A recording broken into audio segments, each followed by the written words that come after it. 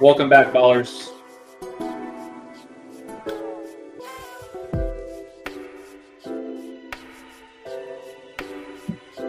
Mic check. Rambo, Cody, can you guys hear me okay? I can hear you loud and clear. Can hear you. Can you hear Awesome. me? Yep. If we can just get a thumbs up in the chat and A-OK, just letting us know that you guys can hear us, that would be great. We're about to get started.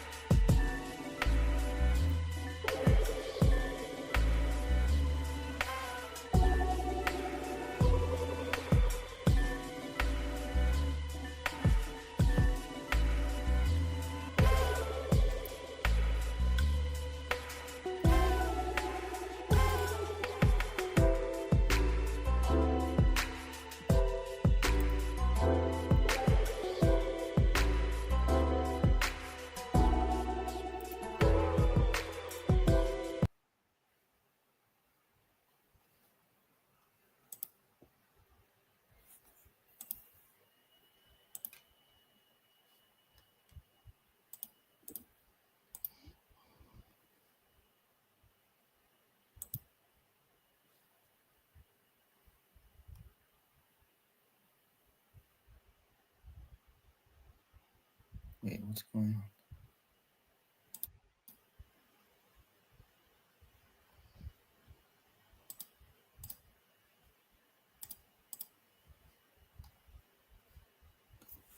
What the heck?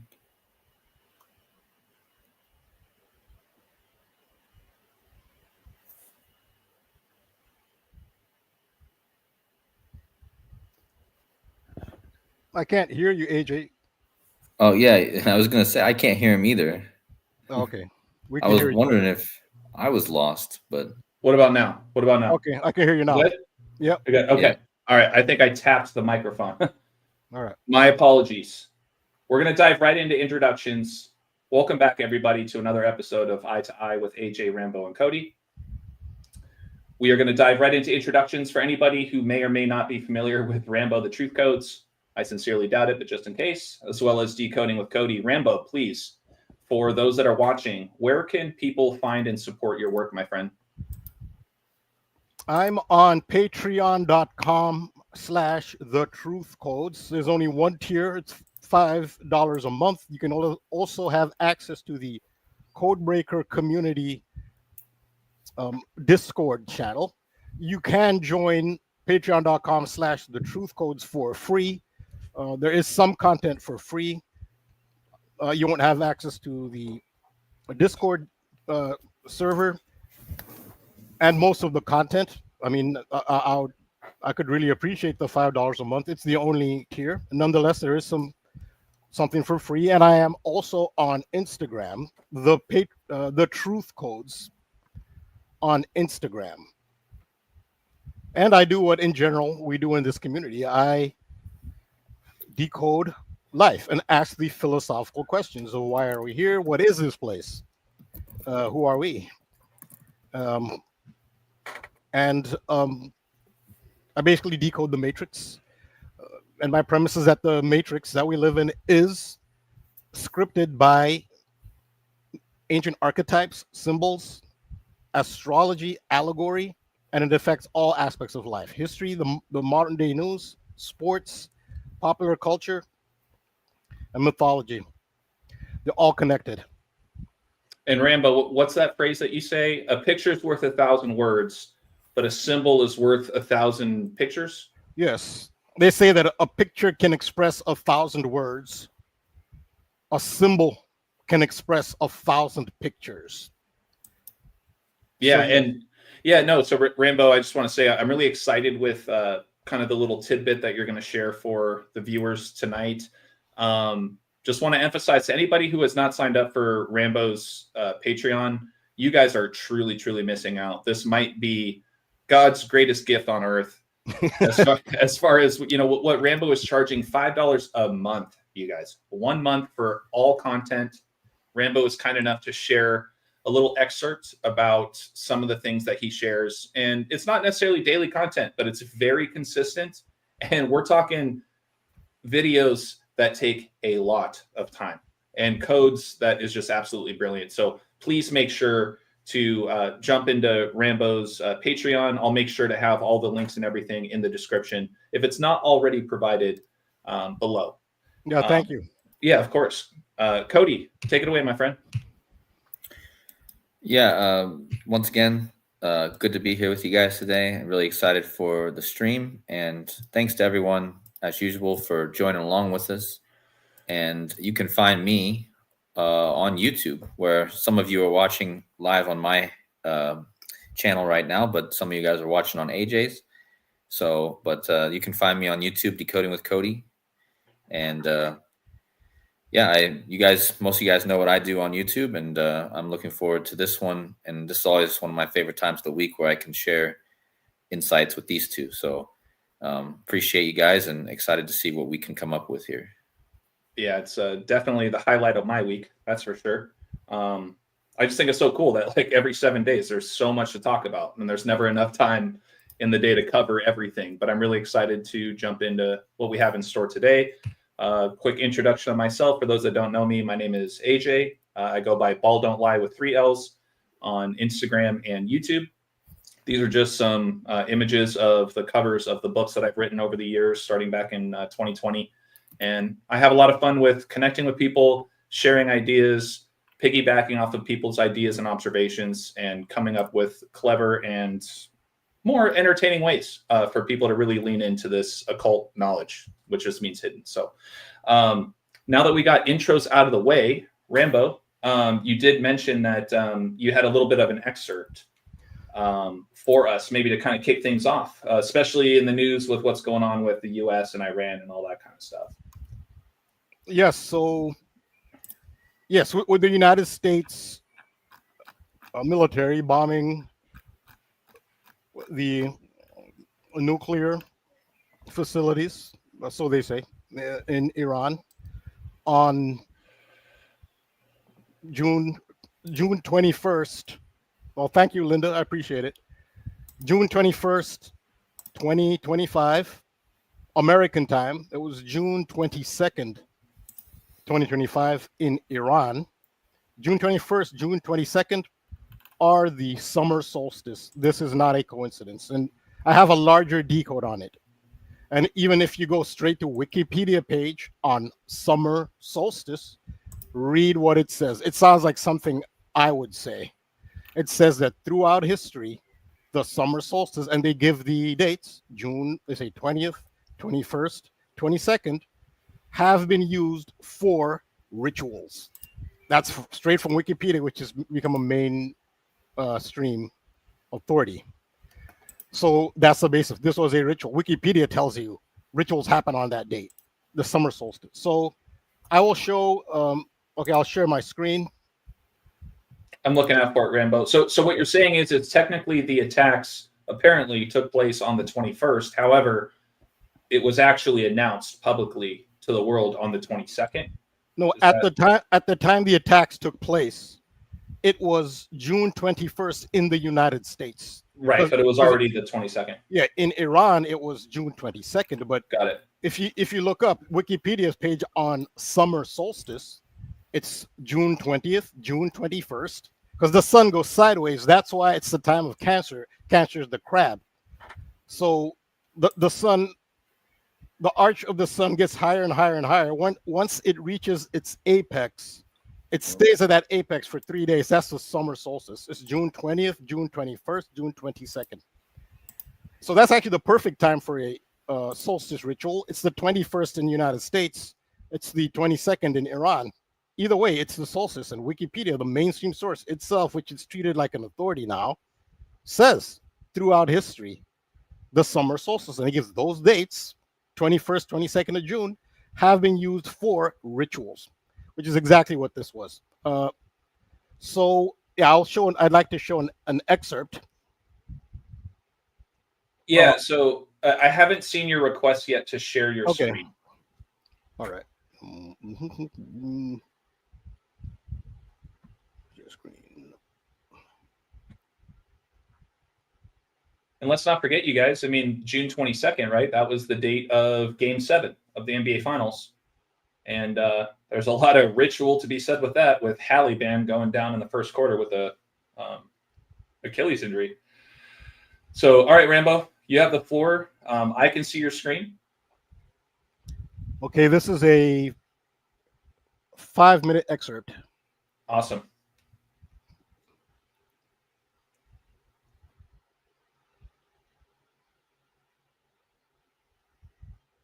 Last night, on the president's orders, U.S. Central Command, under the command of General Eric Kurilla, executed Operation Midnight Hammer, a deliberate and precise strike against 3 Iranian nuclear facilities. Operation Midnight Hammer. Midnight is a time reference. Time equals 47 in English gematria. 47 degrees separate the tropics of Cancer and Capricorn. In the important Elizabethan symbol, time equals 45, the other Trump number, 45th and 47th U.S. president. In the tropical zodiac, June 22nd is the beginning of the sign of Cancer. The tarot card that represents the zodiac sign of Cancer is the Chariot. I've spoken at length about the significance and ubiquity of the Chariot archetype. Time travel achieved through the DeLorean Chariot, one of which Donald Trump himself displayed at his Bedminster golf course. Speaking of bombings and explosions, 2025 opened with a Tesla Cybertruck Chariot exploding outside of Trump Hotel in Las Vegas on January 1st. The Chariot is about control, steering various life forces in the direction you want and or preventing forces from taking you in a direction you do not want to go in. The forces behind the June 22nd, first day of Cancer bombings are attempting to control humanity. Operation Midnight Hammer, Midnight, and the Chariot come together in the fairy tale. Fairy tales are all esoteric allegories with occult meanings. Cinderella, the pumpkin, turns into a chariot. The chariot turns back into a pumpkin at midnight. Come back! Hurry! Hurry, please, Mr. Goody. Wait! What?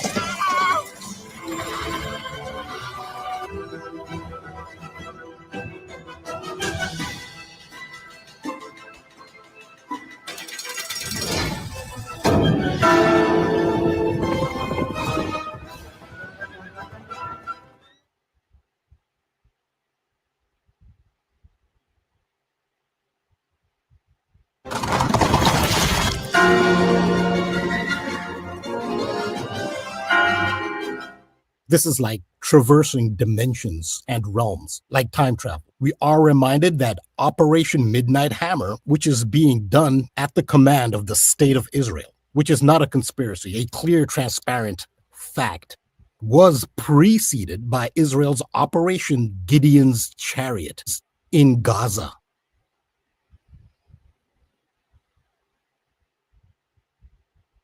See my decode on Operation Gideon's Chariot.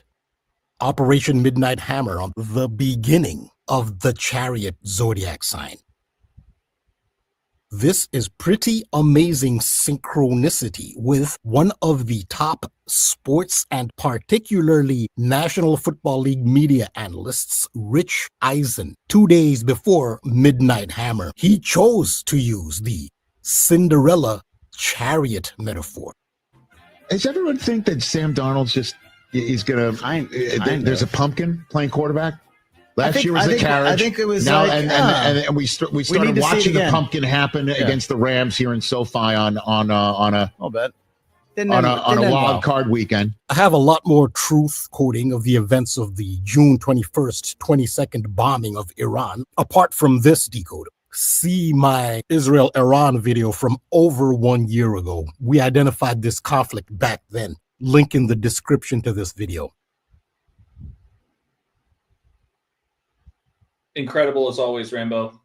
For how not tech savvy you claim to be, your videos are incredible, and it all goes back to your actual research and the actual knowledge that you're sharing. But the fact that you're able to do it in such a way with the visuals and the videos and stuff is amazing. So thank you so much for sharing that.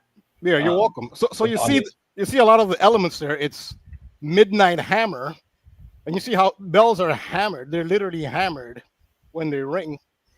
And bells are always, isn't it funny how bells and time go together?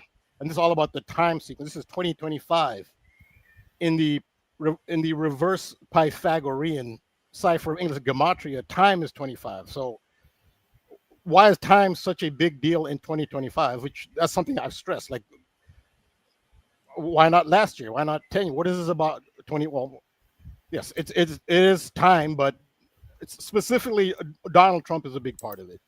Whatever you think of him, it's just a fact.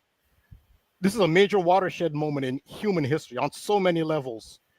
We're headed towards a financial shift of some kind, socioeconomic upheaval, maybe World War III. You have the technological shift where technology is threatening to literally just replace everybody. This is a watershed moment. The most significant persona in the world, regardless of what you think of him, it's just the fact, is Donald Trump. And he is directly associated with time travel, Back to the Future, the arch villain Back to the Future, Biff Tannen. Even the makers of Back to the Future have said that Biff Tannen is based on Donald Trump. I showed the DeLorean time machine at Trump Bedminster. His Bedminster golf course, Donald Trump purchased from John DeLorean, who owns the DeLorean, motor company. It's now defunct. And of course, there's the New York Post. The only reason I saw this is I was actually because I live in New York. If I didn't live in New York, I would never have seen it. I was at the supermarket and I see on my way out, I see a New York Post cover. It says Back to the Future with Donald Trump. I said, this looks like something I would write.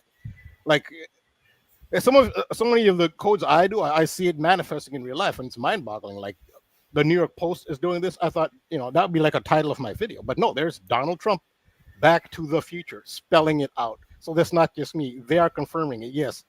As out there as it may sound, yes, Donald Trump is quoted with Back to the Future. Back to the Future is about time travel, and 2025 is a significant year for the theme of time and time travel. Time travel is dimensional travel. You talk about dimensional shifts. I can't say I understand everything's going on. And they didn't pick just any date to have that Donald Trump New York Post cover. It was on October 25th, 2024, which October 25th is the anniversary of the start of Back to the Future, the fictional date. It starts on October 25th. The New York Post knew what they were doing when they were releasing Donald Trump on their front cover, say Back to the Future on October 25th. So on so many levels, you can talk about The Economist. The Economist every year has a cover for the upcoming year. And for the upcoming 2025 year, they have a collage. And what is at the top of the collage for 2025? Saturn, the planet Saturn. So this is The Economist. This is something about the issue of time, and as I've shown, and the sun, not just Saturn, the sun is related to time, which is why we're seeing a solstice ritual. It's about time. It's the sun that determines time as well. And this was, and you'll see Cinderella, it was all about time. It's all about midnight. It's all about dimensional, you're transcending dimensions. Cinderella goes from her quote unquote regular life, goes through some dimensional portal, ends up in like a different realm, literally, where she's, right up there close with the most powerful figures, the King of Britain, and then goes through the dimensional shift again. And you'll see the hammers. You saw it in those clips, the hammers hitting the bell. Right. And for those that don't know, Rambo mentioned Saturn because Saturn is known as the keeper of time. So just wanted to add that in there as well. But yeah, Cody, I can hear you working away. I don't know if you had anything you wanted to share or add into kind of how Rambo kicked us off tonight. Just want to make sure that you can still hear us, okay?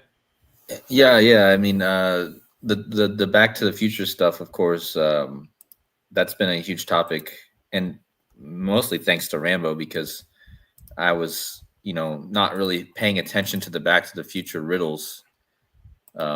Of course, I was last year before the election, and then I kind of stopped like paying attention to those riddles. But I definitely picked it back up when Rambo brought it up, and so that this week I did do some decodes on Back to the Future, mainly connecting to what Rambo had mentioned a few weeks ago with the Super Bowl coming up next year.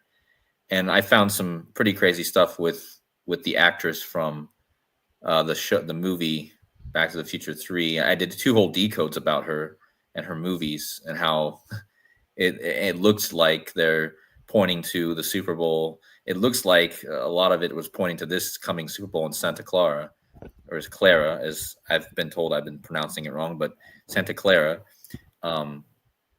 And so, yeah, I made 2 videos. If a lot of you guys on my channel have already seen it, but I talked about how San Francisco is, I have my screen share. I don't know if you can see it there.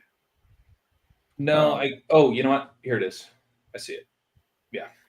Yeah. And before that, I also wanted to point out that I've always found it pretty funny that, Donald J. Trump equals time traveler and in multiple ciphers, and in the same cipher. Well, not in the same cipher, but it also has Back to the Future. If you check the Back to the Future, you'll see that they all have the 176, and of course 176 is 88 plus 88, and so yeah, and then also the 176 kind of reminds me of 1776, just missing 17. So I think there's something with that too, because 1776 divided by 2 is 888, and time traveler equals 888. So it's all about the eights, and even with this, I've always found that pretty clear. That's another gematria connection with that. But just to show quickly, in case Rambo hasn't seen, I don't know if you saw my videos this week or not, but I saw one of them. Oh, okay. I saw one of your videos. Yeah, I just talked about, to those people who haven't seen it, I'll just show it real fast. But I talked about how the Super Bowl clearly points to the end of the line theme, because in the movie, Clara Clayton is told that San Francisco is the end of the line. And not only was she told that in the movie Back to the Future 3, she also played in a movie with the title End of the Line. So they have her coded twice with this phrase. And just notice that time travel equals Clara Clayton, and this is all connected to St. Clair of Assisi, who she obviously that's who they obviously based her off of, St. Clair of Assisi. But her movie End of the Line was released on the 125th day of the year, which again is time travel, and Clara Clayton. And in standard gematria, Clara equals 125 as well, like her full name in ordinal. So this 125 is always a number I watch for with time travel. And also this connects back to what Rambo was saying about the year 25, because 25 times 5 is 125. So I find that the 5 itself is big with time travel, because in the show Umbrella Academy, all these characters have different powers, and they're all given a number too. It's like 1 through 7, each of the characters. And the superhero, or the guy with the power who has number 5, he's the guy who can travel through time. So that was one of my first big clues that the number 5 was something they connect to the number to time travel. But then, of course, you have all these connections to Back to the Future and the number 25, which is 5 times 5. And then Super Bowl 60 will be Clara Clayton's, the actress's 73rd birthday, and her name equals 73. That's the name in the movie. Also, St. Clar of Assisi equals 73. And then I just talked about how there's a bunch of connections with the 8228 with the date, because her movie came out on 8/28, end of the line. And the Super Bowl this year is on 2/8, or in most of the world, you could reduce this date to 8/28. If you reduce the 26 down next year, it's 8/28. And then her birthday is even 8/28, because that's her birthday. I forgot to mention her birthday is the Super Bowl, which is another clear indication that this is connected. Oh yeah, that's a big one. I completely forgot about that. Talked about. Yeah, I don't know how I forgot to mention the most important part. But yeah, so her birthday is the Super Bowl. And so once again, just going back to what Rambo's been saying, this whole thing is connected to the Back to the Future time travel thing. All of her dates are even connected. And what was even crazier, I just did a search for End of the Line. And one of the first things that popped up was Metallica. And of course, Rambo's video was just a reference again to Metallica. And well, they had a live video on their YouTube posted one day before the Super Bowl date. And it was from San Francisco, the one place they posted it from. December 19th, 2021 was the performance, but they posted that one day before the date of the Super Bowl. So that was pretty interesting. But what I also found out, I think that this performance of this song, The End of the Line, I believe this was their last live performance of this song. At least that's what I read on one of the Wikipedias. If that's true, that's pretty crazy as well. But then I measured from the album to the Super Bowl. It's also 8/28 prime number. Oh man! So again, with the 8/28s, wow. And that song is on there. Also thought it was interesting that if you type in reverse Sumerian, it's San Francisco CA equals 1512. It's 1512 days from the performance to the Super Bowl. And that's in the Greek isopsophy cipher? Well, yeah. So in the reverse Sumerian English cipher, San Francisco CA equals 1512. But a big number for that is 1512 in Greek isopsophy. I've always known this for a while now, is apocalypse.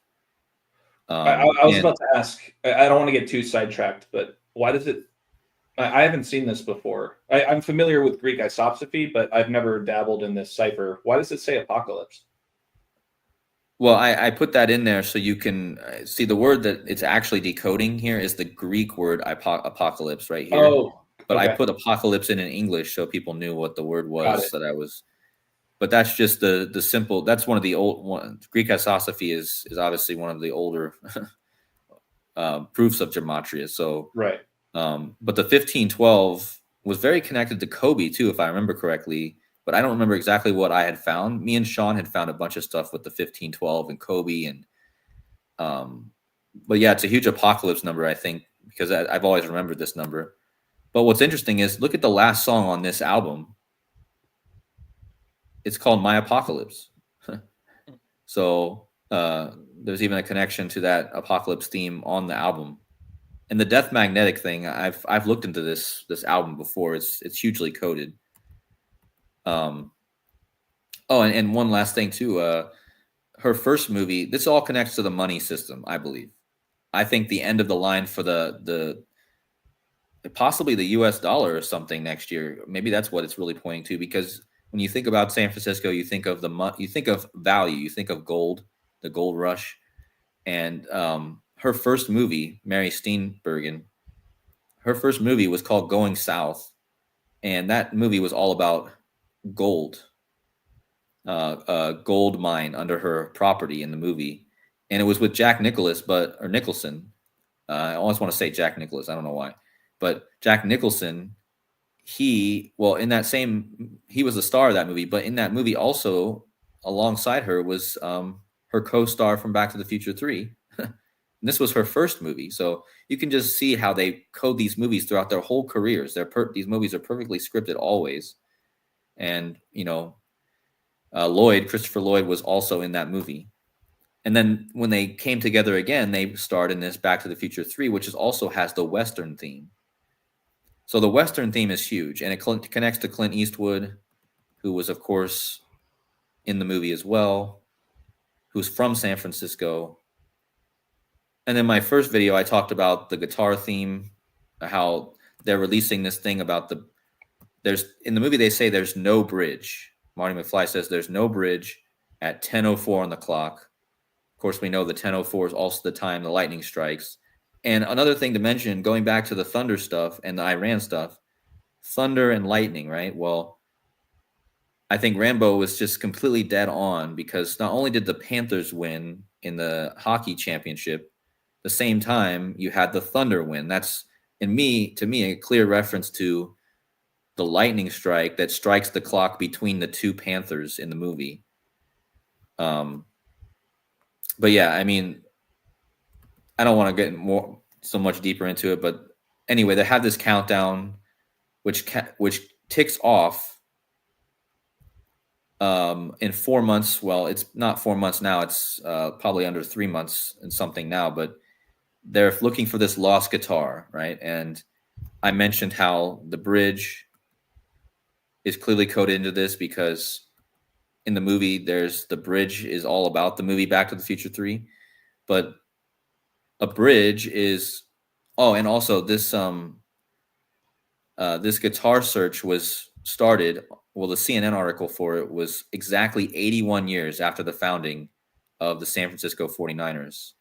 And they called it Lost to the Future, which equals 81, like Golden Gate Bridge. But the bridge is a clear connection to the guitar bridge, because I'm a guitar player and I immediately caught on that the hardware on this guitar is gold. And that's the unique feature to this Marty McFly guitar, is the gold bridge. And it's a red guitar, like the Golden Gate Bridge looks to be red. So anyway, that was a lot of stuff I shared with their search for this guitar. And the 345 in the model of the guitar is a clear reference to the Golden Gate Bridge, because the Golden Gate Bridge equals 345, and there's 345 meters to each post on the Golden Gate Bridge. Oh, wow. But yeah, and then, like I said, the only other thing I wanted to touch on really that I have is that the whole thing with the Iran thing was all connected to the lightning and the thunder, which again connects back to this this theme of Back to the Future. But maybe later on I'll pull up the other slides from this week, but that's all I have right now. I just wanted to continually hit on this Back to the Future theme, because we started that theme a few weeks ago, and I think it's going to be continuing all the way to at least it's going to be continuing forever, but I think the Super Bowl is very big this year for that theme. Well, and when I think of kind of what Rambo was touching on and what you've touched on, tying it back to Trump, Back to the Future, when I think of just the phrase Back to the Future, I think of the phrase about, if you're not familiar with history, then it's doomed to repeat itself. Well, fun fact for folks that don't know, the last time the U.S. was in a very dark economical time, besides the crash of 2008, was back in the time of Grover Cleveland.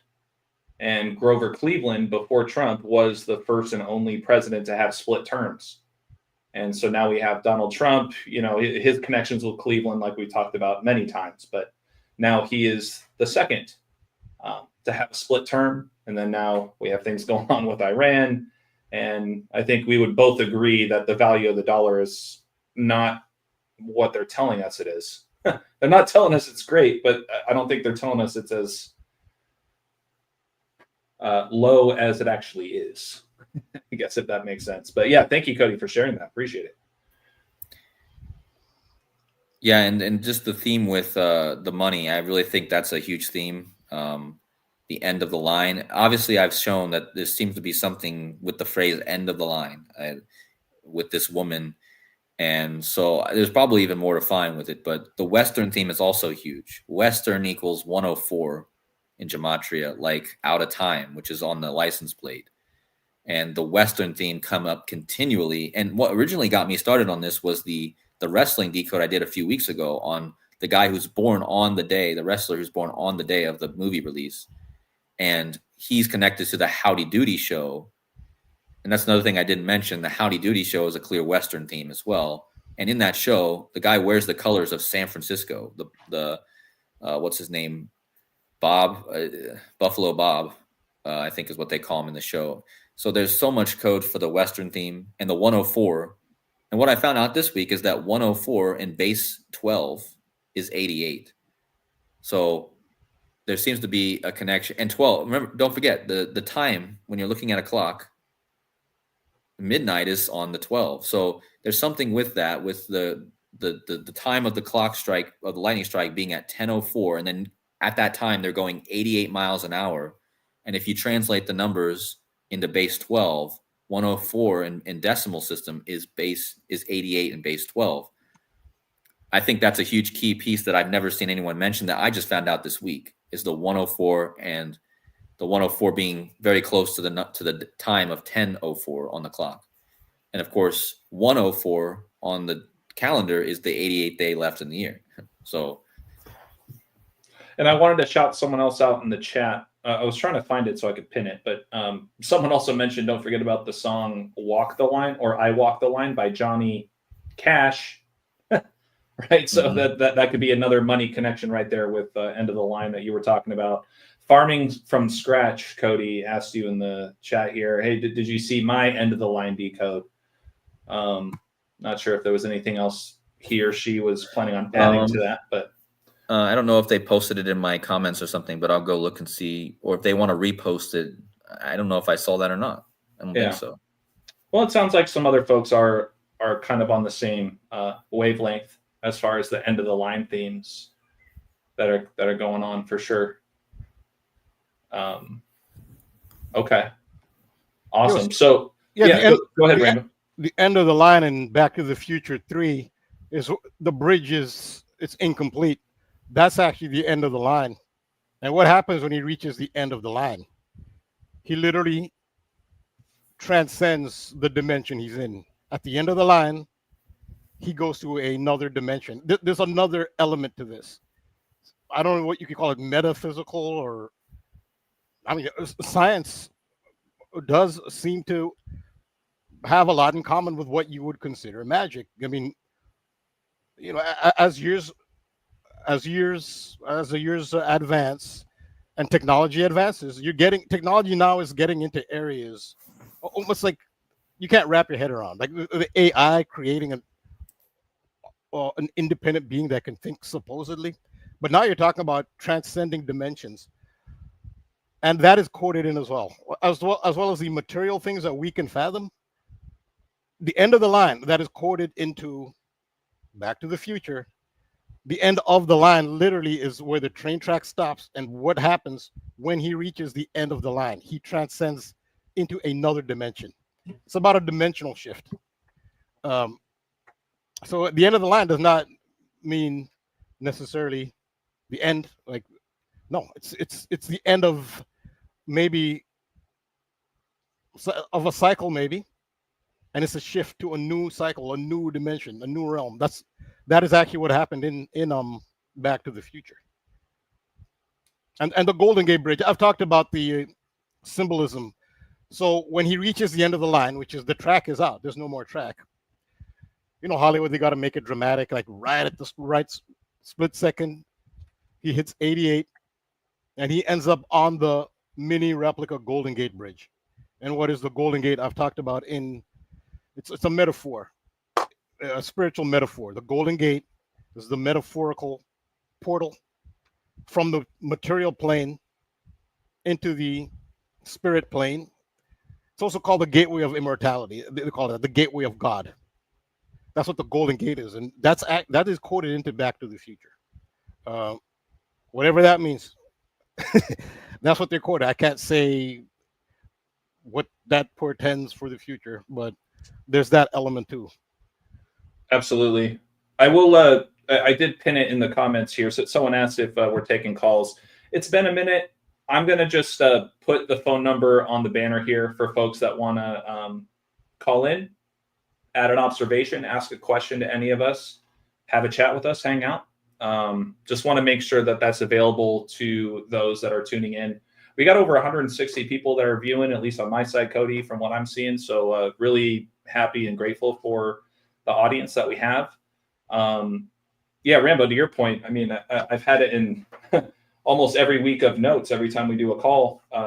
What's really stuck with me about just that portal, the Silver Gate and the Golden Gate, the differences between entering the material plane and leaving the material plane, I think is really powerful to understand when you think about just gold and silver symbolism, colors. But yeah, anybody, once again, that's listening or tuning in, those that are in the comments or the chat, the phone number is open and it is in the banner below. So I'll keep an eye out for anybody calling in. I do have yeah, Randall, go ahead. I do have some Back to the Future NFL code. Okay. Yeah. No, and we're definitely going to touch on that for sure. Yeah. Let's maybe get that started. And just Okay. once again, anybody that's interested in calling in, please feel free to do so. We might put you on the wait list. You know, Rambo, while you get that set up, we have our first caller. Okay. So we'll see what's up. Hello, caller. Yeah, what's up? I found Rambo a few years ago on another stream. I don't know if you want me to mention his name, but I had a question regarding Golden Gate portals and all that. Yeah, what do you got? Yeah, us all big key coders here, I know that we've all probably heard about the Pope opening the gates or the portals a couple years ago. I want to know if anyone has any connection, with that and these portals. So I'll take that up front. Me personally, caller, I am familiar with hearing about the portals opening with the Pope. I've heard these different things, but I don't have nearly any insight or additional research on my end that I could speak to. But Rambo, Cody, you guys got anything else to add with that question? I mean, I'm not that familiar with the Pope opening portals, but that symbolism has always been part of the papal iconography, which is the keys, which are the keys of St. Peter, which you call the keys of heaven. So that's always been there since ancient times. It's the silver key crisscrossing the golden key. The silver key is the key to the silver gate. The golden key is the key to the golden gate. The silver key is the key to the silver gate. So that symbolism, and you'll see an aerial view of St. Peter's Square is shaped like a keyhole. And what is a keyhole? It's a key. You're opening a portal. You're unlocking a portal to somewhere. So I'm not sure about what the most recent portal opening is with the Pope, but that symbolism and iconography has always been there with the Catholic Church, especially regarding the Pope. Well, yeah, and so I covered this year because it was specifically a special year for this I believe, because if I remember correctly, again, it's been a while, but so the Pope opened up an extra door this year, one from a prison, and it happened to be on the 5th day of 2025, right? And it was normally, I think it's 4 portals and not 5.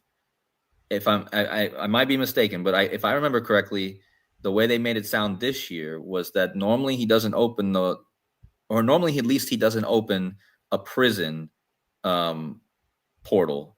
And this year just happened to fall on the 5th day of the year. And again, I just mentioned that and Rambo's mentioned the 25, right? The year 25, 5 times 5, 25.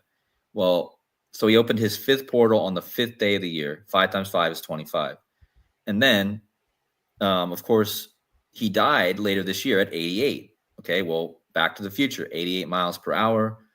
So that whole thing was actually tied to Back to the Future. And when I covered it, I covered it, it was perfectly connected with the 5s.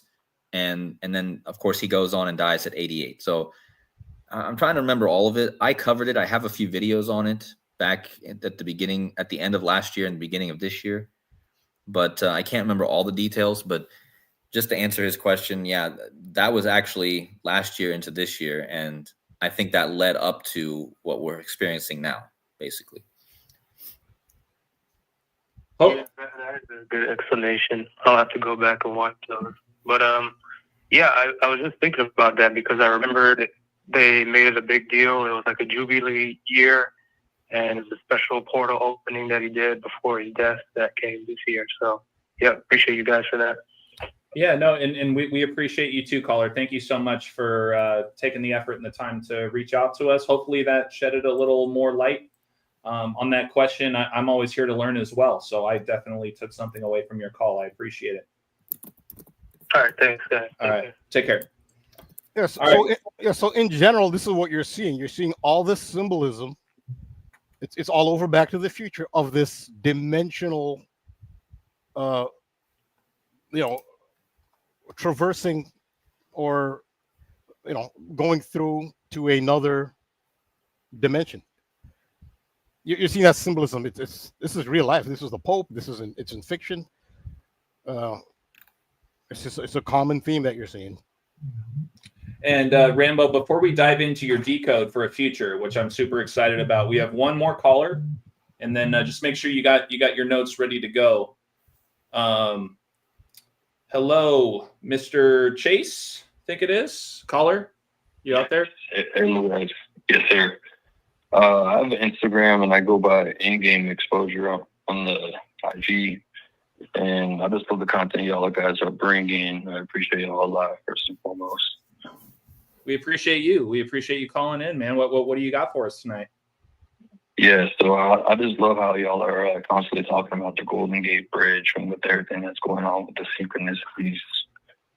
And I know y'all talk about XRP and Ripple a lot and how the headquarters are out there in San Francisco and how, gold's the 79th element on the periodic table and silver's the 47th. Trump's the 47th president. He's 79 years old. And XRP is often referred to as the golden, digital currency. And it's just interesting to me about how they could bring about this whole, digitalized surveillance, surveillance like they, once this thing goes down. XRP, even on Google, it says XRP is often referred to as a bridge currency due to its role in facilitating faster and more cost-effective cross-border payments. So, the headquarters is being located out in San Francisco, cross-border bridge currency. It's right in front of our faces right now. And then, XRP even today was at, $2.01 before it went parabolic above, a few cents.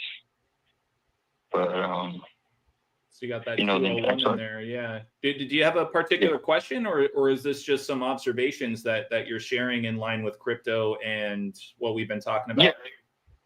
It's more so observations and just like how spot on y'all are and, how everything's lining up, how XRP equals 58.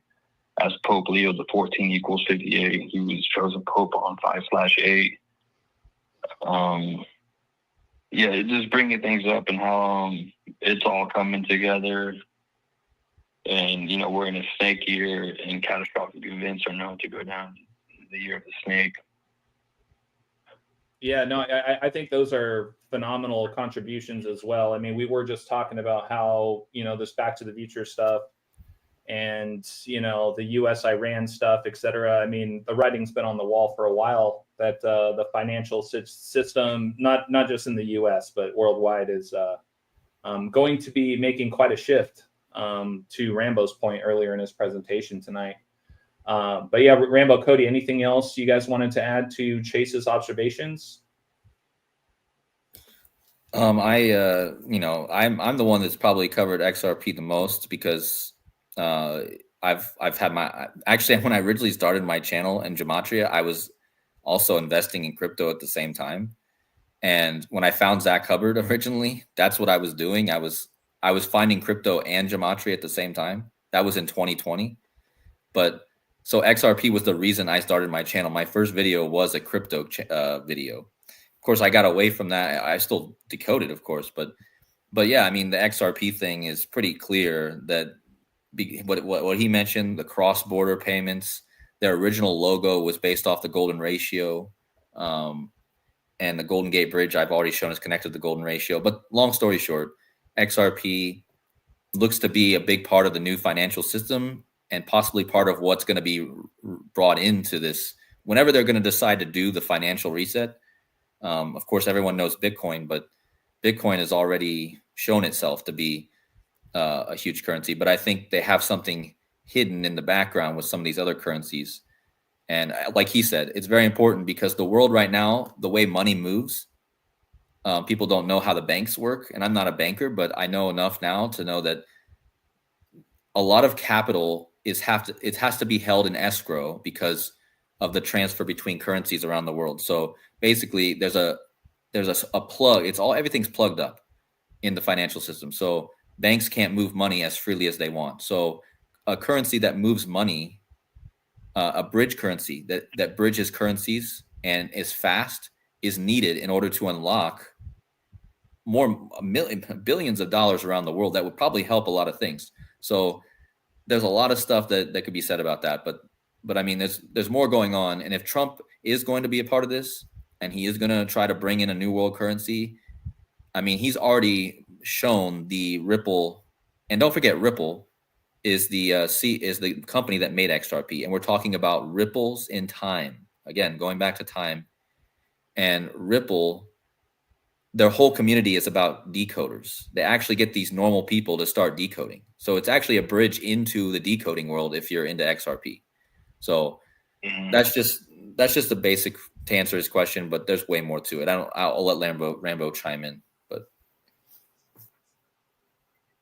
Yeah, Rambo. No, I don't really have anything to add. Just in general, we've talked about in general, there's a shift on multiple levels going on. In fact, one of my patrons, I mean, I like to shout him out. I forget everybody. I got so many great contributions. They actually did point me to an economist, The Economist. It's financial. That's an establishment that does a lot of the coding. Those Economist covers.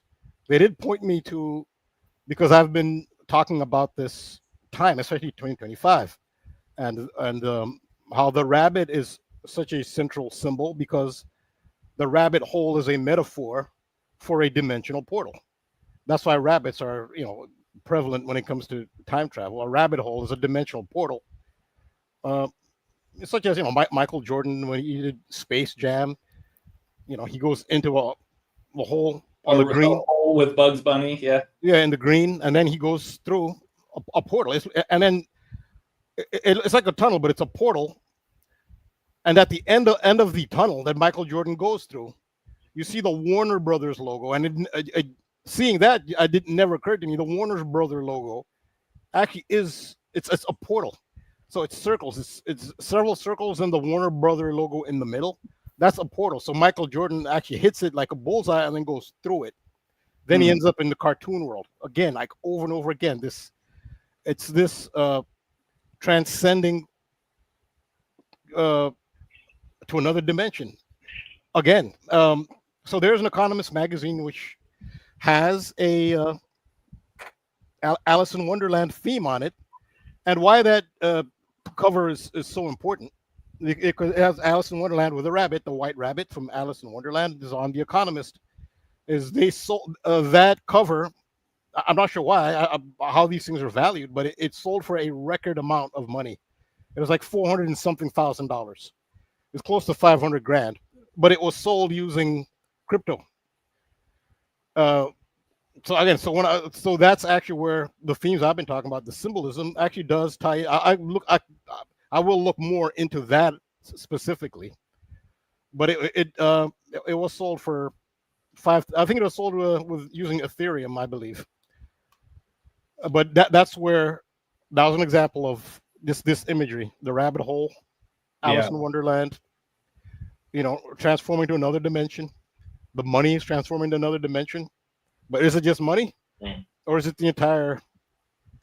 I can't say exactly what this is leading to, but the whole theme of a dimensional shift, is what is being exhibited over and over in all areas, sports, popular culture, economics, in all areas. Yeah, so Chase, hopefully that added a little more clarity, I guess, to your observations. Really appreciate the call. It really further adds to, something's happening right now. So some people are feeling it more than others, and me personally, I don't think it's just financial, but that's going to be a really big one as we see what's coming next. But I guess to keep the show going, we're going to keep it moving. Really appreciate the call, my friend. Yes, sir. Appreciate it. Appreciate you guys as always. Just know like a sonic boom is coming for sure. With the Thunder winning. Yeah, who knows? Maybe that boom has already happened and we just don't know it. But just keep in mind too, hey, if you ever want to shoot me a text or send me a message, you can always text this phone number as well. So that will go directly to me, and or you and I can connect offline, Instagram, whatever. Really appreciate your observations. Yeah, I have the Instagram at in-game exposure, and I'm like right up 35 from you, man, San Antonio. So I'm down here in Area 51. Oh, I love that, man. Let's go get a beer or something like that. That would be great. If you're not following me on Instagram, make sure you do, and just shoot me a DM, and we'll connect. Okay. Heck yeah, bro. And then, I also wanted to mention how the Spurs got their new sponsor is Ledger today. Ledger equals 51, just like how Stephon Castle wears number 5, Wemby wears number 1.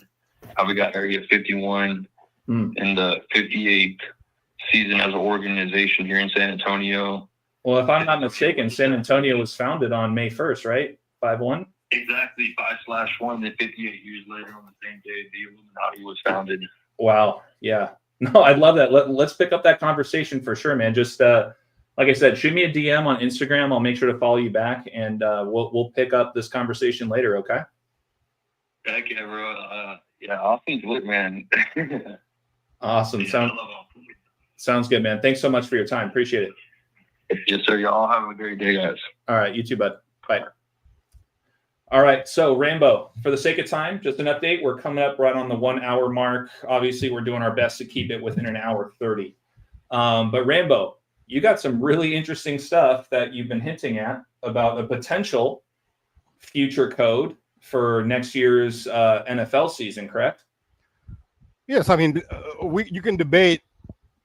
I'll show what the symbolism is and the synchronicities are, and then I can't say, oh, this is pointing to such and such a team, but it's interesting how Back to the Future, you don't see any football. You're so humble, Rambo. I'm not saying that you're putting out an official pick or anything like that. I just we know that you got some real juice, you got some real gems to share with us. So we're excited. Yeah, but if I ask you, do you remember any football, whatever, Easter eggs or symbolism in Back to the Future?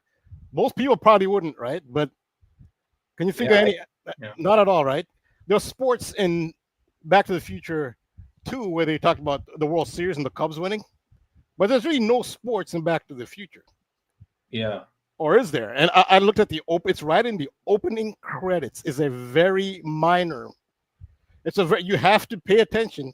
Oh, the first one? The very first one in the opening credits, there is an NFL reference. And that's what my decoder is about. I mean, I noticed it, but then apparently other people have. In fact, the team that was referenced, they noticed it and put it on their website. So we'll see what that's about. I'll share my screen now.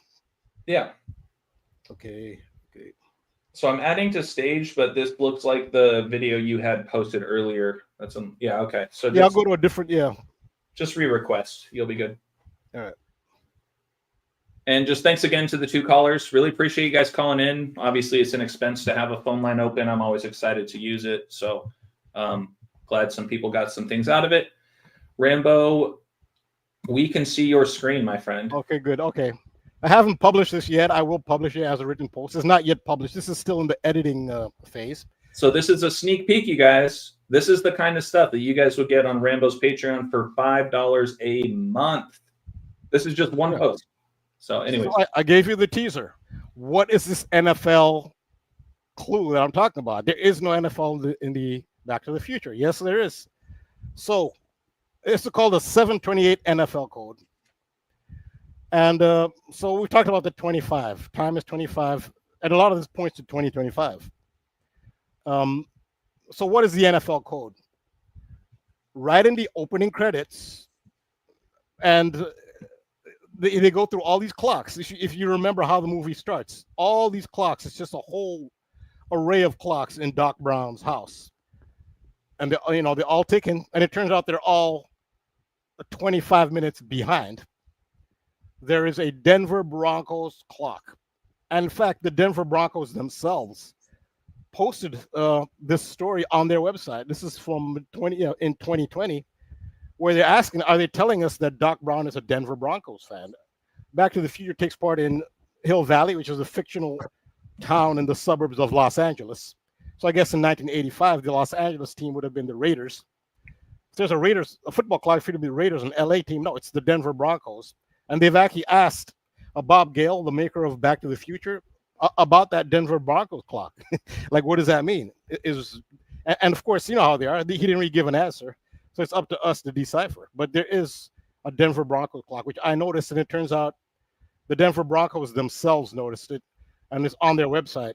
Oh, okay. So was this really quick? It's been so long since I've seen that movie front to back, but like, did they zoom in on this clock, or was this something that was like way in the background? So what they're doing, this is right at the opening credits, so you can't miss it as soon as the movie starts. Oh, okay. So it's right in front of your face. What they're doing is they're panning over all these clocks. There are a variety of clocks, cuckoo clocks and pendulum clocks and just a variety of clocks, and they're panning over all the clocks real slowly while the credits are rolling right at the beginning.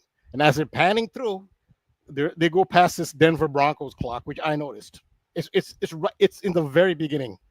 Well, and one other thing I just want to throw in there, and this is a huge shout out to you, Rambo. When I did my live with the Occult Rejects, one of the panel members was asking about John Denver, because I was going on about how Kobe Bryant's death was kind of a big eye opener for me. And she said, well, John Denver was like my Kobe. And then that's when she asked me a little bit more about that. And it was literally days after you had shared with me everything about the John Elway story, aka John Denver on the golf course, and then how it tying right into the MLB with that fan who fell from the stands right in front of Country Roads Take Me Home, right? So, Yep. So I mean, in line with everything you're talking about, that makes this even more interesting with the Back to the Future stuff. But then now you can take all the John Elway, John Denver stuff and layer it right on top of this as we're going into a new NFL season, Yeah, so it does turn out this is the only NFL reference it was very subtle, but the Denver Broncos themselves have noticed it. They talked about it on their website, and they've asked the Denver Broncos themselves contacted Bob Gale, but he wouldn't give him an answer. So it looks like they're implying that Doc Brown was a Broncos fan, but I had noticed it, but you can't miss it because it's right. Just look at right at the beginning as the credits are rolling up. So the way I decoded this. Also, this is another thing. Think of the colors of the Denver Broncos. It's blue and orange. The Denver Broncos are blue and orange. I've talked about Back to the Future's pointing to 2025. Which teams have won in 2025? Or even Florida Thunder. Yeah, the Florida's blue and orange. Well, two Florida teams, technically. I mean, the Panthers, they're not blue and orange, but you have Florida in college basketball. Then you have Florida in the NHL. Then you have the Thunder. Right. And who did the Florida NHL team defeat? The Oilers, who were blue and orange, right, from Edmonton, which is Michael J. Fox's hometown. So they didn't win, but blue and orange is part of the theme. That's what I'm saying. So a lot of these decodes, you can identify a team as part of a ritual, undeniably, but that does not necessarily mean that they will win. Them winning is not necessarily part of the ritual. The Oilers are part of the ritual because of Michael J. Fox. That's his home team. Edmonton. Yeah, and so like Mr. S's comment, no way Broncos make it this year past all the AFC. That's not what we're talking about, okay, Mr. S? We're not putting out official picks here. We're sharing some very interesting observations. So who's not to say that the Denver Broncos make a splash this year, right? Yeah. Keep an eye on the Denver Broncos. They might, turn some heads, give or take. Well, But well, just to add real quick, don't forget this Super Bowl will be. I don't know when the year of the horse starts, but the year of the horse is going to be either right before or next year, right? The flaming horse. Yeah, because I'm a horse, and so this is my year coming up next year. 2026 is the year of the horse. Yeah. So to see a Super Bowl with a horse team in it, whether it be the Colts or the Broncos, it would be very surprising. I agree with Mr. S. Like, it doesn't seem like they're the very good teams right now, but would that really surprise us? I agree with that too. I was just trying to clear the air and be like, hey, we're not. We're not making picks. Like, we're just the Denver Broncos are going to win the Super Bowl. That's not what we're talking about. We're just adding more to the observations. Yeah, you got to. People automatically want to think that we're making Super Bowl picks, but I think it is interesting that it's the Broncos, the horse. So yeah. So the point I had made was, you can show undeniably that a team is part of an overarching ritual. That does not necessarily mean that that team will win. You're demonstrating that they are part of a ritual. I talked about these horse races, like the Triple Crown races. Every single horse is in there for a ritual reason. The names line up with the owners, and they're all there for the ritual. It lines up with astrology. So they're there. Just the fact that they're there is for the ritual. Picking who will win is a whole nother thing. So I did emphasize that. This does not necessarily mean a team will win. Now I'll actually show you how this points to other teams. I couldn't agree more. Rambo, sorry, I don't want to cut you off, but Spatium in the comments just made a good observation about the year of the horse, to Cody's point. The Denver Broncos have played and lost in the Super Bowl the last 3 years of the horse cycles. Oh, wow. So that's I'm just taking Spatium's word for that. I don't have that fact checked, if you will, but I trust Spatium. That was a great observation. But yeah, go ahead, Rambo. Great point. Like, you guys, just because, like, for example, for me in the love themes, what are the odds that the Oklahoma City Thunder with loves patched on their chest end up winning the finals? I didn't say that the Thunder were going to win the finals. All I said was that there's a lot of love themes going on. And if you latched onto that and you notice that connection, then, you can come out ahead in the world of sports betting. But Rambo, I'm sorry. Go ahead, my friend. No, that's okay. So the whole point of this is to stimulate conversation. The fact you're getting comments from people and everyone has something, that's good. That means we're stimulating. If everybody's quiet and just one person's talking, you're probably not as engaged. So this is good. This is what happens when everybody's engaged. Yeah. Yeah. So this is the thing too. So I'll show you later in the decode how this does point to other teams. But remember, this is Santa Clara. This is a very key figure. Clara from Back to the Future, who was in the Super Bowl the last time it was held in Santa Clara, which is in 2016.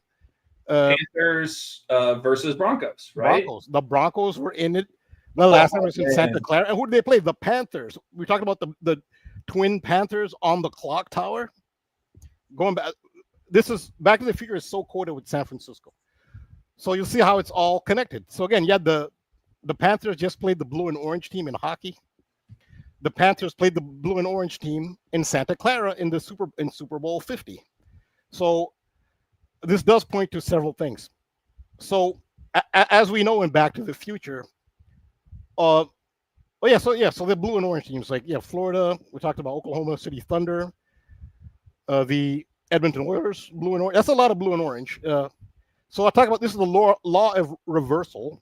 Aleister Crowley, he's one of those who really was a big proponent of the law of reversal. In fact, Paul McCartney said that Aleister Crowley emphasized to him to do as many things as he could backwards, even walking backwards and talking backwards, reciting the alphabet backwards. That's what Paul McCartney said.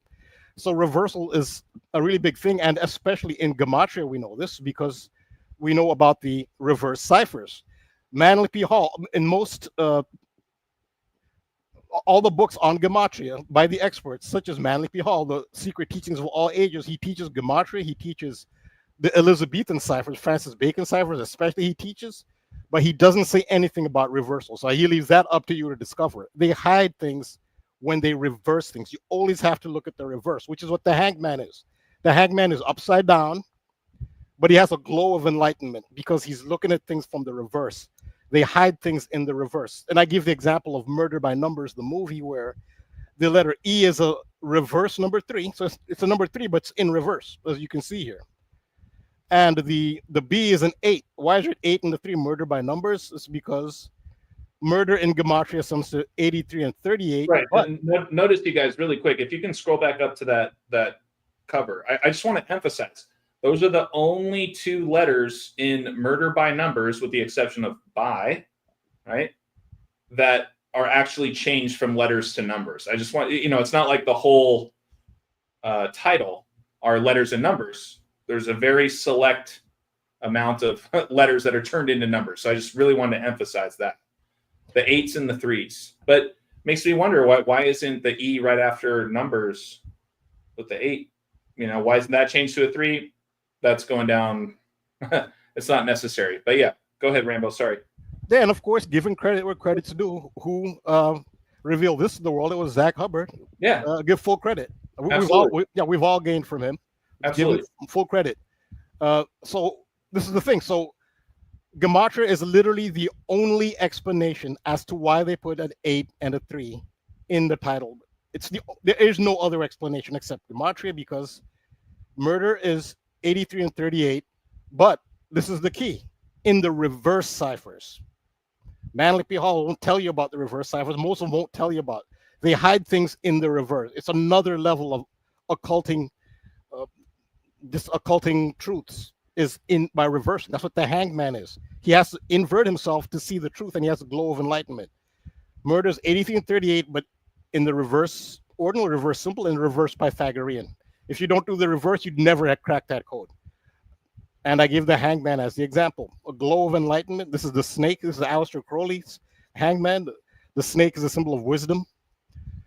So I did the reverse with Back to the Future. So the clocks were 25 minutes behind in Back to the Future. So when it said 8 o'clock, it was actually 8:25. Marty finds out that Doc actually put the clocks 25 minutes behind. So it was really 8:25, which meant he was late for school. I guess the school started at 8:30.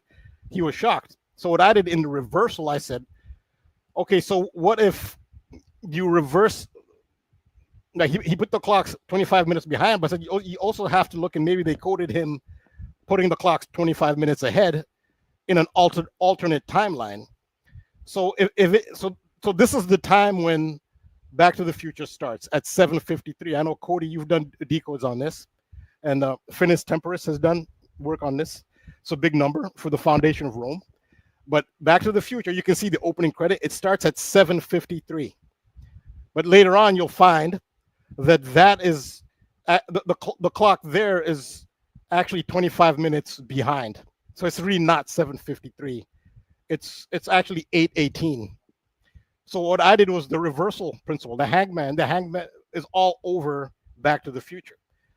I said, so what if it's 7:25 minutes ahead? So in the movie, I tell you it's 25 minutes behind, but okay, I also looked at it as, what if this movie is actually starting 25 minutes ahead? Right. So Rambo, in other words, as you've been rewatching this movie, when they show times on any sort of clock, you're adding the additional 25 minutes to see, like, okay, here's the time they're showing us, but who knows, maybe it's the actual time of 25 minutes later, since that's where they change the clocks, right? Yeah, so you always have to consider what time it really is. So that's kind of like a twister, like you'll never get the answer to it. But this is the very starting time of the movie. They're very specific. It's 7:53. And then this is the first time that we see in this movie, right? Yeah, you can even see the opening credit there. I just took a snap. Right. Yeah. Okay. All right. I just want to make sure. It's been a long time, like I said, since I've seen it. Yeah, Cody's done decodes on this. And so what you'll find out, it's not really 7:53. You'll find out at 8 o'clock when the clocks all go off at 8 o'clock. Then Doc informs Marty, no, actually, the clocks are 25 minutes behind. It's actually 8:25. So it turns out it doesn't really start at 7:53. Yeah, it's actually starting at 8:18 if you put the correct time. So what I'm thinking, okay, what if I'm doing the reversal now? The reversal, the hangman is all over Back to the Future, and the hangman is about time as well. The pendulum. The hangman in French is le pendu, pendu, pendu, pendulum of a clock. So the hangman is about time as well. So I did the reverse. Okay, so what if it's 7:53 start time. What if it's actually 25 minutes behind as well? The reversal. Maybe they won't tell you that. That's how they code things. Well, if it's 25 minutes behind, it's 7:28. And I saw, what can I do with 7:28 if this is the specific start time? If it's actually 25, because when you have time travel, you have alternate timelines. You can have a timeline 25 minutes ahead, 25 minutes behind. If this is the alternate timeline, Marty would actually end up getting to school early, and then that would change an entire sequence of events. But nonetheless, if I'm making it 25 minutes ahead, that would mean the real start time of the movie would be 7:28. I just do this experimentally using the law of reverse, especially since the hangman was the reversal, is a big part of the movie. And what I did was I looked at how many times, since the Denver Broncos are coded into Back to the Future, there is an NFL code there in the clocks in that scene. The Denver Broncos clock does say 7:53, so that's part of it. How many times in NFL history has there been a score of 28-7? And it's happened a lot. I go to footballdatabase.com. It's happened 76 times. This is as of, before the start of the 2025-26 season. 28-7, which would be, again, this would be the real time if the starting time on the clocks was actually 25 minutes behind. So the actual record of all the games that have been 28-7, the winners of those games have won 28 times to the loser 7. So like a double 28-7. No. 28-7 is the score. That's right. That's but where it says winner loser, is that talking about that? No, that means the winner had 28 and the loser had 7. Okay. All right. So that's the score. Again, this is based on 7. This is based on 7:28 being the occulted real time at the start of Back to the Future, if the clocks are 25 minutes behind. It's all about 25. It is all about 25. The NFL score of 28-7 or 7:28, either way, has happened 76 times as of now, before the next season. And 76 is a significant number to time. That's why 2025 is so significant, because 76 is the glyph for the zodiac sign of Capricorn. It looks like a 76. Capricorn is ruled by Saturn, the ruler of time. That's how 76 relates to Saturn, the ruler of time. It just so happens in 2025, the score of 7:28 has happened 76 times. So what I looked at is, okay, that's a lot of times. Let me see. I said, let me look at the Back to the Future years. Of course, it's not going to happen every year. And sometimes in some years, it's happened 3 times, multiple times in a year.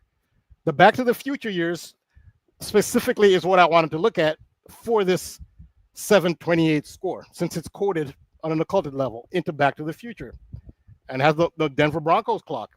1985 it starts. They go to 1955 and they go to 2015. Of course, there's no NFL in 1885. In all the other Back to the Future years where there was the NFL, it's 1955, 1985, and 2015. And it just so happens in all of those Back to the Future years, there was an NFL score of 7:28. So the first one I looked at was the Green Bay Packers played at the San Francisco 49ers. Again, we talked about San Francisco's significance. They were in the 7:28 game, and the Packers won. And that was in 1955, the year of Back to the Future. And I show how the Golden Gate Bridge is coded into Back to the Future. Clara Clayton, we've gone over her. This is another thing. The Twin Pines Mall in Back to the Future. Look at the logo for the next Super Bowl in Santa Clara. It has twin pines. It has 2 sets of pines. There's twin pines here. That's a phenomenal observation, Rambo. Yeah.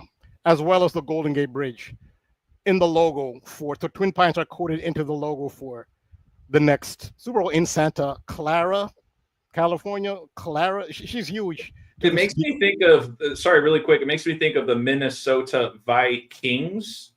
And we've just recently kind of had, the latest news about the No Kings protests that were going down on Trump's birthday, right, on Flag Day. So I just want to kind of throw that in there. That just hit my brain. Kings, Minnesota, the Vikings. So something to keep an eye on as well. Minnesota is part of. It's so heavily esoterically connected. You're always going to end up with Minnesota. It's so powerful, and Minnesota is actually part of this decode. The Hanged Man, George Floyd. That's Yeah. actually, yeah. So, right. So the Twin Pines is coded. Back to the Future is coded into the Super Bowl.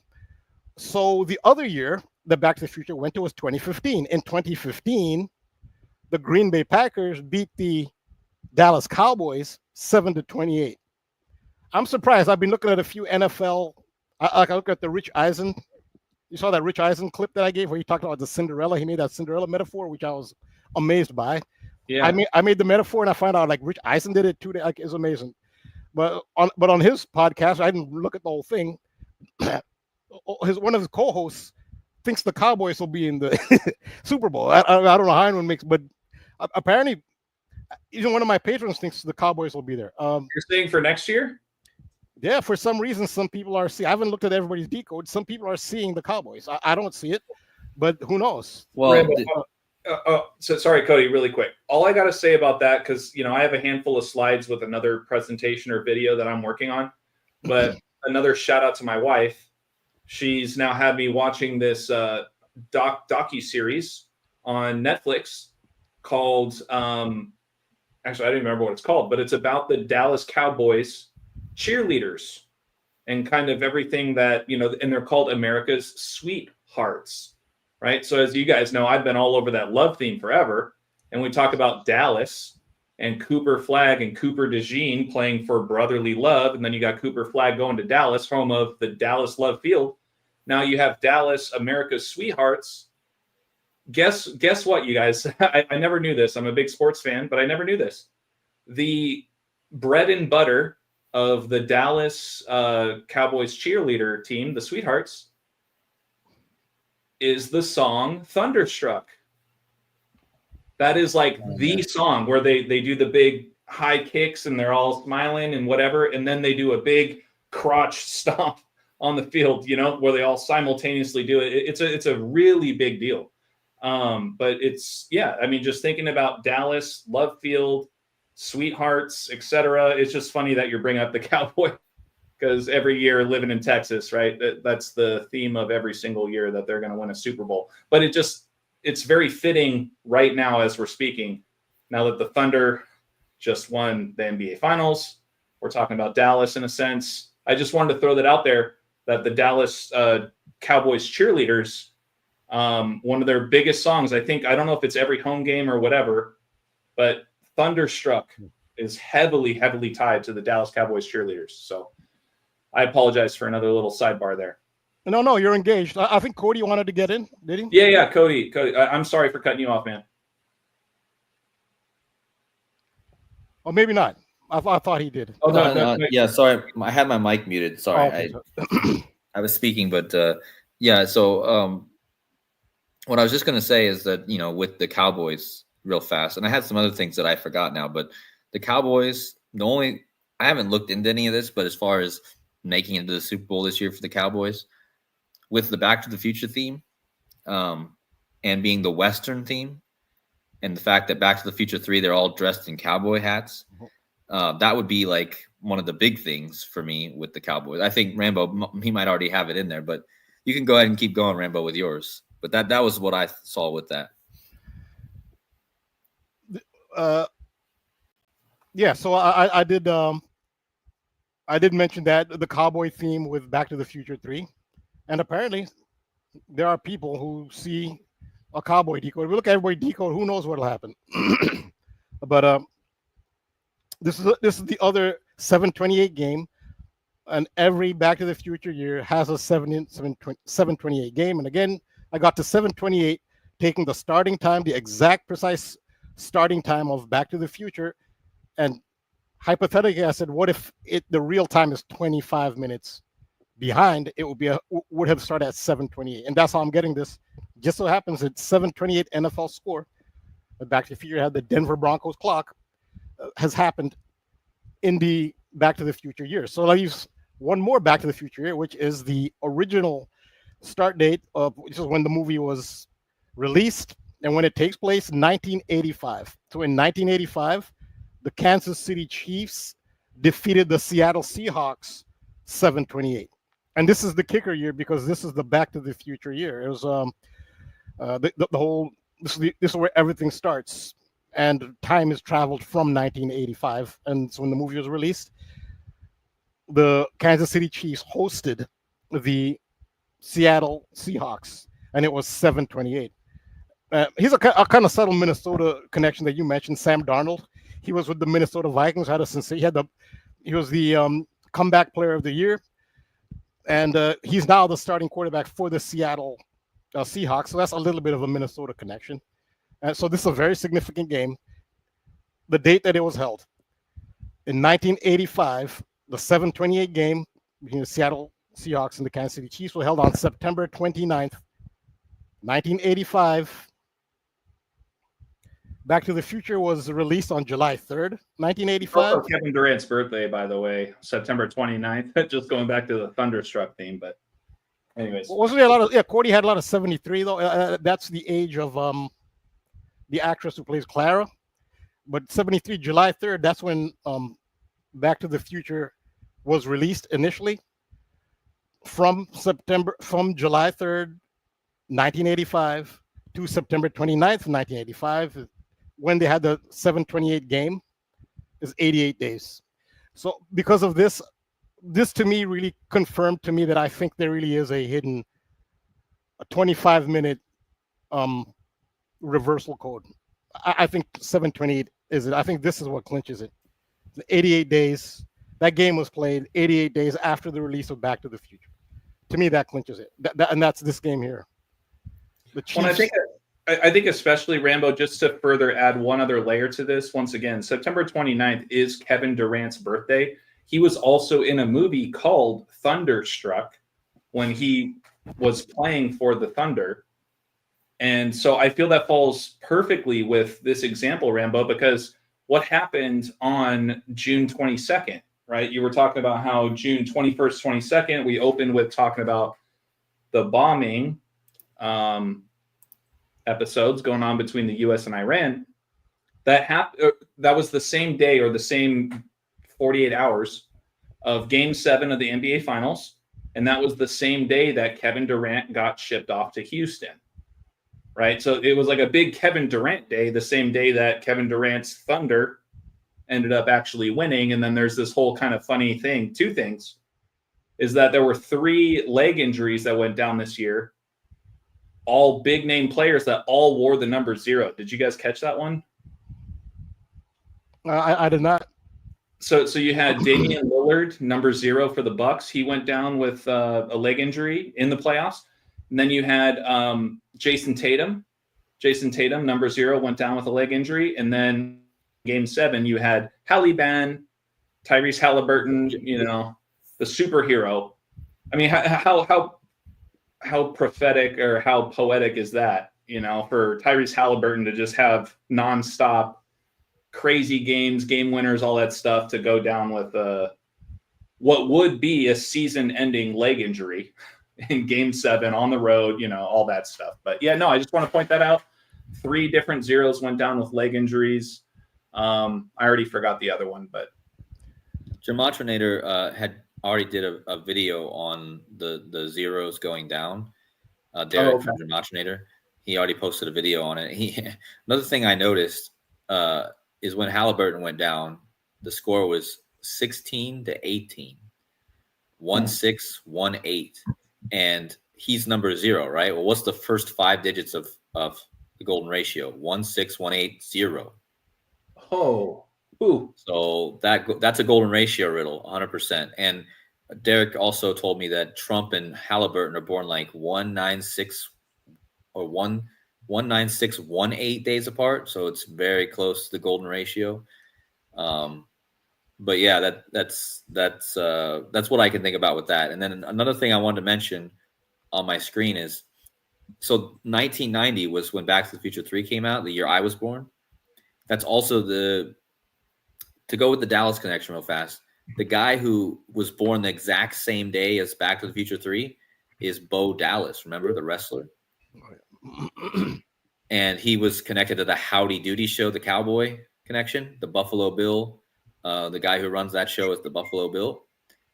And he gets his name from Buffalo Bill Cody, which of course is my name. So it does connect to me organically. It's weird. But anyway, 1990, when I was born, that was the year of the Super Bowl where the 49ers played the Denver Broncos. So you have Denver Broncos and the San Francisco connection in the year 1990 for the same year of the Back to the Future 3. Yeah, it's funny how Denver Broncos keep popping up. I mean, it looks. We're just saying what we see in the pattern that we see, and the Broncos just keep showing up. Like, and hey, you guys, I guess we're right at the 1 hour 30 mark, but we have one more call coming in. I figure we can close it out with this last call. How does that sound? Yeah. Okay. Yeah. Okay. I guess it depends how long it'll go, but we'll see. Yeah. Okay. Yeah. Okay. Hello, 304 caller. Hello. Hello. Yes, we are just wrapping up the broadcast, but appreciate you calling. We thought we would give you a little time. Do you have an observation or a question for the panel tonight? I just wanted to send an observation how I believe Trump shall become one of the 10 horns of Satan and bring the mark of the beast and give Americans money to give over our country's money system to Islam. He'll force a law about a thing called Omni barcode, which will be branded into the right hand wrist or forehead, and everyone that takes it will be given computer dollars, 32,523 Taliban-monitored computer dollars to take the Satan's mark, the mark of the beast, the Omni. Trump is not one of the 10 horns today, but he shall become one of the 10 horns of Satan and give this country over to Satan and Islam. Well, we appreciate that observation. I'm not trying to be rude. I mean, overall, that's a very loaded topic, so to speak, right? But I think it would do people harm to not tell them. No, and I respect that, and I understand, and I appreciate you throwing this into the mix because that's definitely something for each of us to think about and dissect. I would just say, unfortunately, for the timing of the stream, us trying to wrap it up, I feel like we could talk about this for weeks. But really do appreciate you adding that into the mix. That is something that is very important to think about. I know that there are a lot of people in the community that have a lot of very similar observations and predictions that kind of fall in line with that kind of stuff. But I just think, unfortunately, I don't think we can explore that further, at least for tonight's stream. Maybe you can alert me when your next show will be, and I'll try to get in there more timely. Yeah, absolutely. Well, once again, I told another caller, if there's anything else you want to share or add, you can always call this number at any time. More likely than not, I will not pick up, but you can always leave a voicemail, and you can also text this number as well with observations. So, how long is your voicemail recorder set? That I don't know. You might have to test it. I would guess, I don't know, maybe a minute or two. Okay. But if I call to give you what I know, I'll try to do it as simply as possible, but it might take several recordings at 2 minutes each to do it. Probably take anywhere from 5 to 10 minutes to really put down the evidence that something, an experience everybody has had, evidence and signs of this. So I'd like to be able to do that. Understood. Yeah. So I'll tell you right now, you can send me as many voicemails as possible. I'll make sure to get through them when the time allows. But really do appreciate it. Seriously, really do. We're always here for anybody in the community that have things to add. I just think, unfortunately, this is a topic that would need a whole other live stream at the very least. Are you guys coming on next week? Yes, we are on every week on Tuesday nights. Tuesday nights. I look forward to seeing your show. Yeah, absolutely. Appreciate you, sir. Thank you for the call. All right. Bye-bye. All right. All right, folks. Yeah, so I wasn't trying to be rude. That was just a very loaded observation. I feel like we could talk about that forever. But for the sake of being the host, I just want to be mindful of time. We're just over the hour and 30-minute mark. I want to just say my closing statements, just thanking everybody in the chat. We've had a phenomenal showing tonight. I think a lot of people really enjoyed what was shared. Thank you, Rambo. Thank you, Cody, as always, for tuning in and for joining, obviously, on the panel. And I always look forward to the next one. But before we really cut it off, I just want to give you guys the floor. And anything else you guys wanted to add or chime in on before we close up? Well, for me, I guess you can see the rest of this decode on patreon.com/thetruthcodes. Rambo, if you have more, please, would love for you to finish. I don't want to cut you off short. Yeah, I would do the whole thing. I mean, this is I guess this is the main point of why I think this validates the theory of the 25 minutes behind theory. But there's more to it. Yeah. Let's do it. Let's do it, Rambo. Let's close it out with a mic drop. Yeah, I think this kind of was my mic drop. the 9/29, September 29th. So you did talk about Minnesota, just 7:28 on between the Seahawks, Kansas City Chiefs, and you can speculate, would this be the Super Bowl? You're saying if the Chiefs can't make it, so I'm not saying who will be there. This appears to be part of the ritual. Seahawks, Kansas City Chiefs. I just showed a clip of Rich Eisen, and today was his birthday. It turns out June 24th. Rich Eisen talking about Sam Darnold, making the same analogy that I did with Cinderella, amazingly. And you talk about Sam Darnold. So will Sam Darnold, will he still be riding a carriage, or will the next year be a pumpkin? If not, I mean, if he's riding the Cinderella carriage, who knows if this is a Super Bowl preview. September 29th. So the significance of September 29th, you talked about Minnesota. You talked when you saw the pine trees. This is from Back to the Future 2, the Hangman. Oh, wow. Yeah, that's so the Hangman's all over Back to the Future. This is Marty McFly's father George in Back to the Future 2, and then McFly gets he was hanged. They say he's doing the choke. He's doing the choke symbolism. Yeah, that's right after he was literally hanged in Back to the Future 3. And I've talked about how Clara, she's in the middle of everything. She's hanging upside down on the side of the locomotive. But we're talking about that date, September 29th, 9:29. They changed the official death duration time for George Floyd to 9 minutes, 29 seconds. So this does tie into the Hangman, that 9:29. Well, and it happened in Minnesota. Yeah, I'm saying it's how Minnesota ties in. And right. Yeah, no, I'm just bringing it back to the top. Yeah. So that's where this date, this does seem on so many levels to be a significant game, and just how it lines up with Back to the Future. 88 days after Back to the Future was released. Did you look in to see? Actually, is the schedule even out yet? Maybe I'm on my cards right now. I haven't even looked at the schedule. The schedule is out. Yep. Are the Broncos playing It was the Niners, right? That score you were just showing. The Broncos? No, the Broncos are. What were the two teams? It was. It's the Seahawks versus Chiefs. Okay.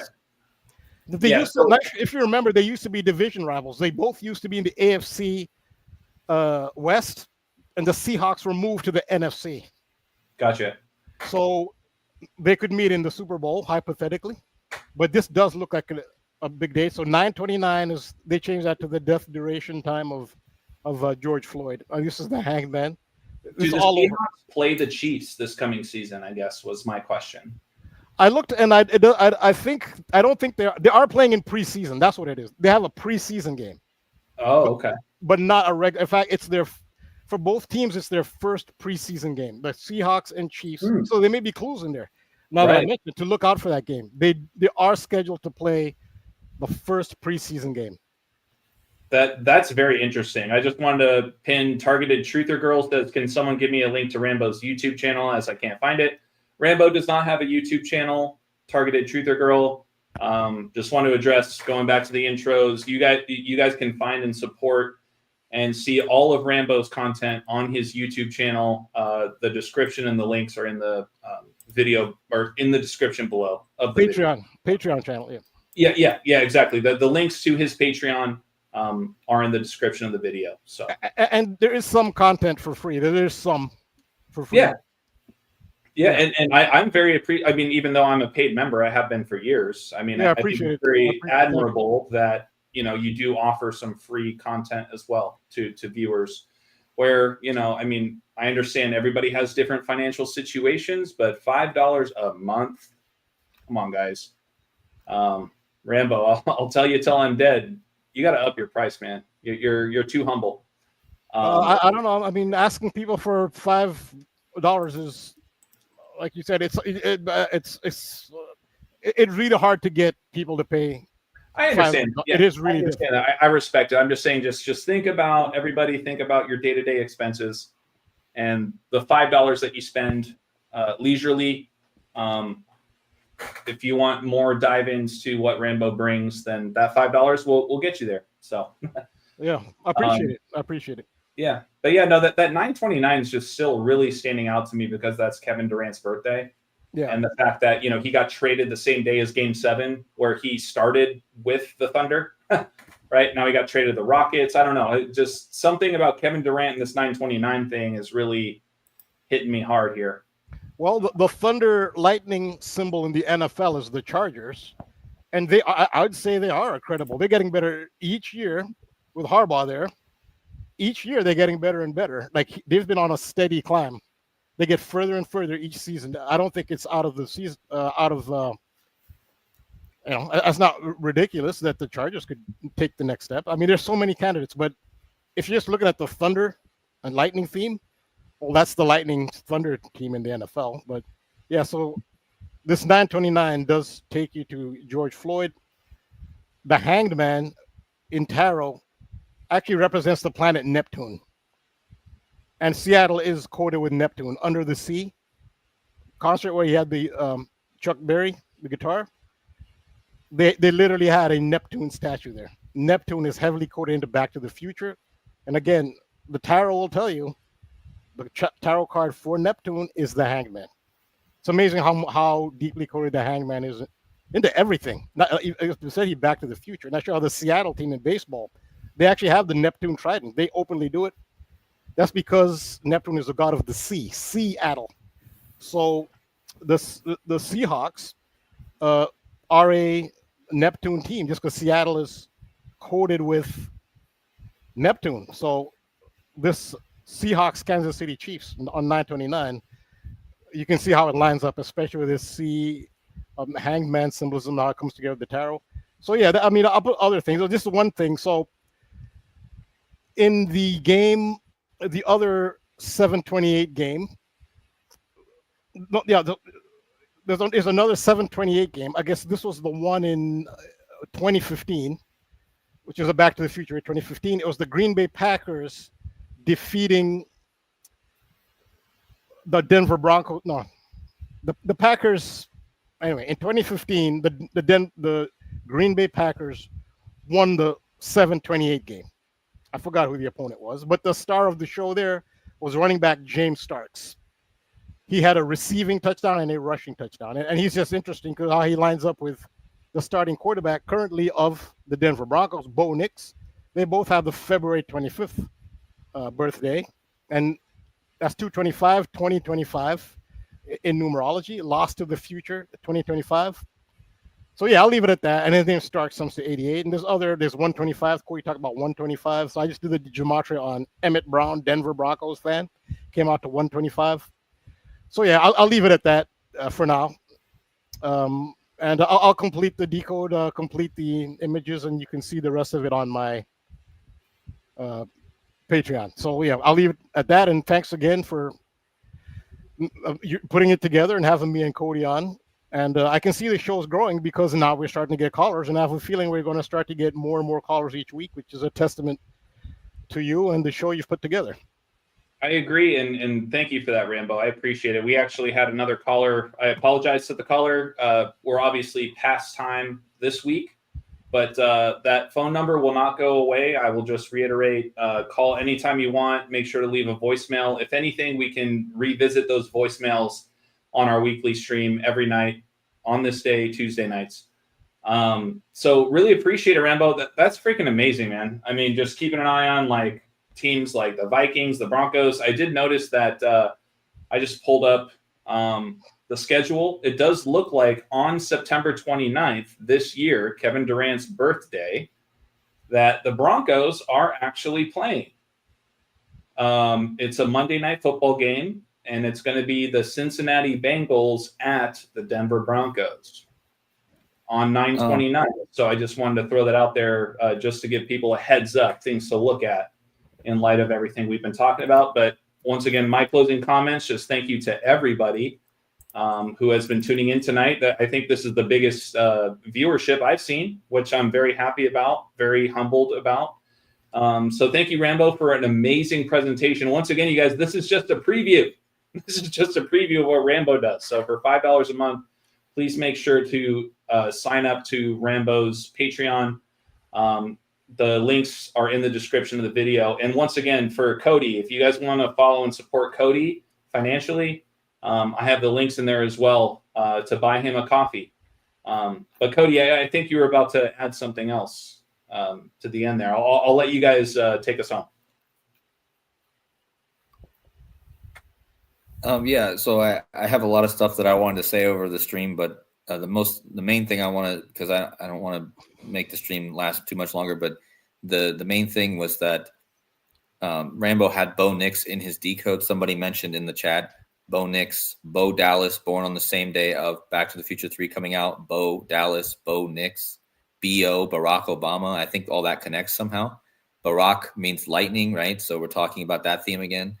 Also, somebody mentioned, what's the other? Somebody mentioned Durant, Kevin Durant. Durant is very close to duration.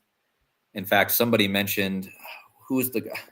I'm just reading comments here and trying to share this. Okay, yeah. Ray D in the chat mentioned that the word durante means period of time. Durante. So Durant, Durante, duration, time. Yeah, so there's a whole nother rabbit hole there. And then just to go back once again, Super Bowl 1990.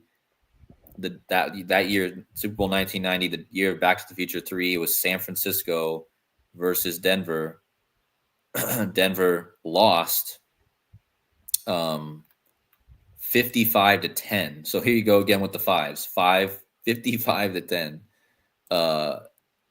And so that's 5 times 5 is 25, and then 10 is 5 plus 5. So that was. And the record of the Broncos that year going in was 11-5. 11 times 5 is 55. So it seems like that whole thing. I guarantee you that game is tied completely to Back to the Future 3 and probably what's coming up this year. That was also that game was played on January 28th, 1990. So that was let me check. That was before the Back to the Future 3 came out. That was 117 days. So wasn't that a number Rambo talked about? I'm going to end it there, but that's something to look into for next week or whatever. Yeah, no, appreciate that, Cody. Thank you. Cosmic Butch says, guitar and Qatar sound a lot alike. I always love the wordplay kind of stuff. But yeah, I've already said my piece. Thank you guys, everybody who, follows, likes, subscribes, and shares where you see fit with this content. Huge, massive shout out to Rambo, to Cody for having me having you guys in my corner every single week. It means the world to me. And man, I got pages for days on notes with today's observations, and things are going to get even more interesting with what's going on around the world. So I just want to end with my thank yous. And yeah, Rambo, Cody, any last words before we cut it off? Well, I would say is clearly your show is growing. Like you're saying, the audience is getting bigger and people are starting to call in. I think as the audience gets bigger, I think we can start looking forward. Like you just needed some momentum.